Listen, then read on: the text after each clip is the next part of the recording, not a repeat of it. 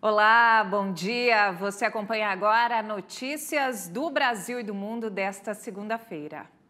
E olha só, a Defesa Civil de Pernambuco atualizou os números da tragédia que deixou 128 mortos na semana passada. O número de cidades que decretaram situação de emergência por causa das chuvas passou de 34 para 37. Até o momento, são mais de 61.500 pessoas desalojadas e 9.631 moradores desabrigados em todo o estado do Pernambuco. E mudando de assunto, hoje é celebrado o Dia Nacional do Teste do Pezinho. Neste ano, a data ganhou um motivo especial para comemorar a aplicação do diagnóstico de doenças em bebês. Neste ano, o teste do pezinho passou a disponibilizar de forma gratuita uma versão ampliada do exame, com possibilidade de diagnóstico de aproximadamente 50 doenças nos bebês. A iniciativa significou um avanço para a população e o Programa Nacional de Triagem Neonatal.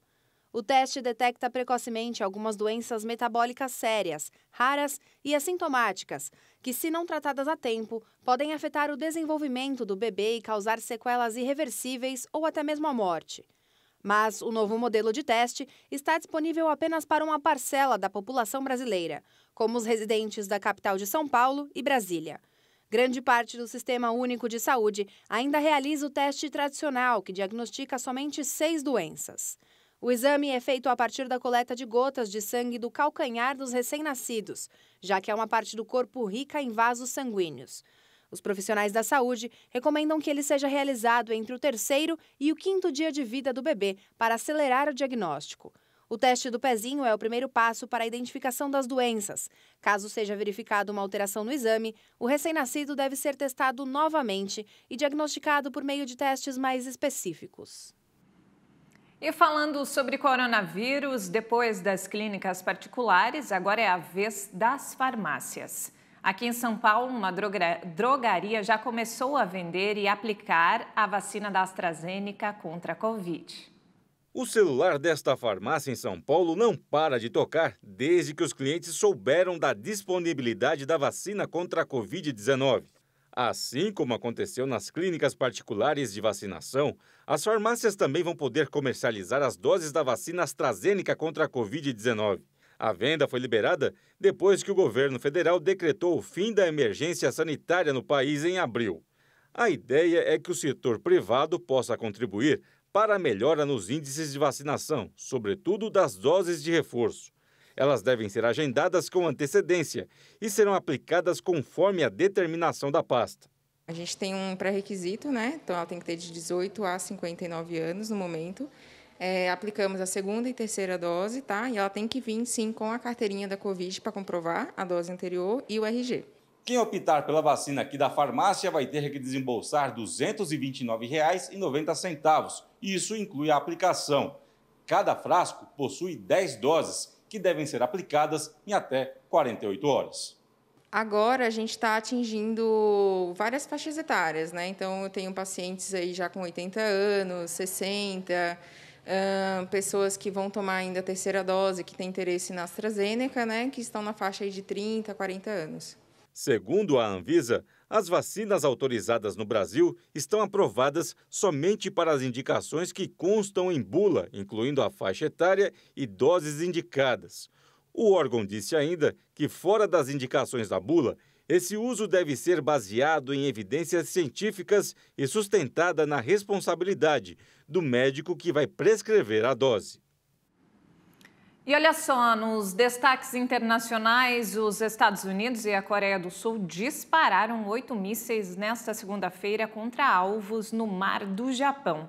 O exercício militar foi uma resposta aos testes de armas realizados pela Coreia do Norte no dia anterior.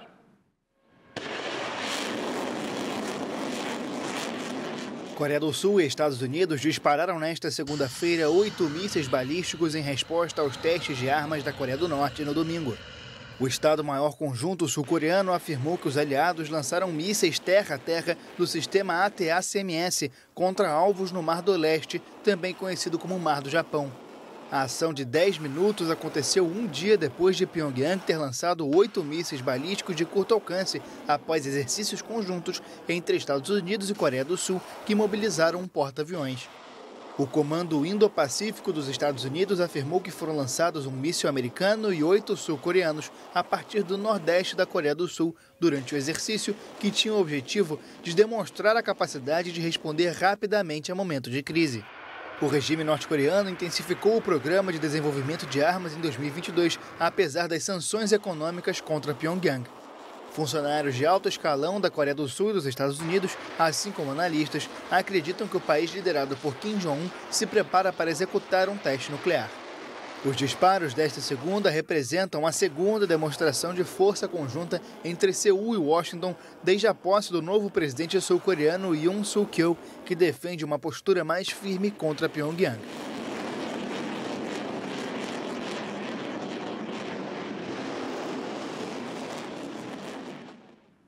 E falando sobre a guerra na Ucrânia, o chanceler russo Sergei Lavrov classificou como inconcebível a decisão de Bulgária, Macedônia do Norte e Montenegro de fechar o espaço aéreo ao avião em que viajava.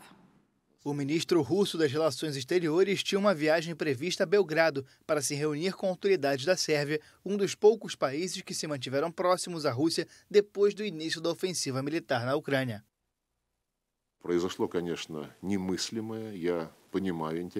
Aconteceu o impensável e entendo o interesse que mostram na nossa avaliação destas ações escandalosas. Esta foi uma privação de um Estado soberano ao direito de fazer política externa. O governo russo afirmou que os países vizinhos à Sérvia fecharam os canais de comunicação ao rejeitar a autorização de sobrevoo do avião do chanceler. O Kremlin denunciou a decisão como um ato hostil que pode provocar problemas, mas advertiu que não vai impedir que a diplomacia russa continue trabalhando. Fortes chuvas causadas pelo furacão Ágata atingiram várias províncias e a capital de Cuba no fim de semana. Pelo menos 3 pessoas morreram, milhares ficaram deslocadas e 50 mil sem eletricidade.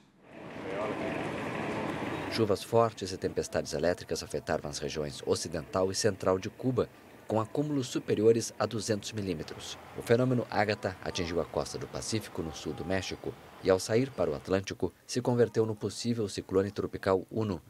Zonas da capital cubana sofreram inundações, como Havana Velha e Havana Central. Foram registrados 40 deslizamentos. 1.836 pessoas decidiram buscar abrigos. Segundo o Centro de Furacões, o Uno tem ventos máximos de 65 km por hora e se desloca a uma velocidade de 7 km por hora, devendo atingir a parte central da península da Flórida neste sábado. E não temos mais tempo, essa edição fica por aqui. Mais informações ao longo da nossa programação. Obrigada pela companhia e até já!